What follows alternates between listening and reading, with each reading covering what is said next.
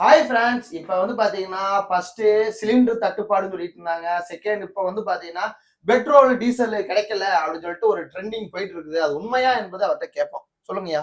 கண்டிப்பா உண்மை கிடையாது. நான் எல்லா பெட்ரோல் பங்கும் இன்னைக்கு போய் பார்த்தேன். அப்படியெல்லாம் எதுவும் கிடையாது. மக்களாக இதை ஒரு பரபரப்பு பண்ணிட்டு போய் அவங்கள போயிட்டு யூஸ் பண்ணிட்டு இருக்கிறாங்க. அந்த டீலர்களை எல்லாம் எங்கேயும் எந்த பற்றாக்குறையும் இல்லை, எல்லாம் வந்துட்டு தான் இருக்குது. இல்லைங்க, சாமானிய மக்கள்னால நானு என்ன நினைக்கிறேன்னா, டிவில பாக்குறேன், எல்லா டிவிலையும் போடுறாங்க.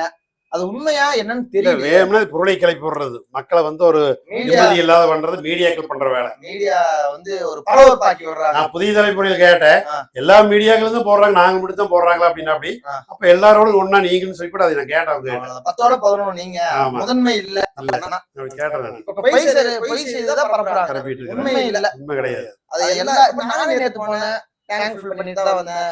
நேத்து இன்னைக்கு எங்க அப்பா போயிருக்காரு, ஃபில் பண்ணிட்டு தான் வராரு. எல்லா இடத்துலயும் இது இருக்குது, எந்த பிரச்சனையும் கிடையாது. ஆனா வந்து இது பண்றாங்க. இது அவ்வளவுதான்.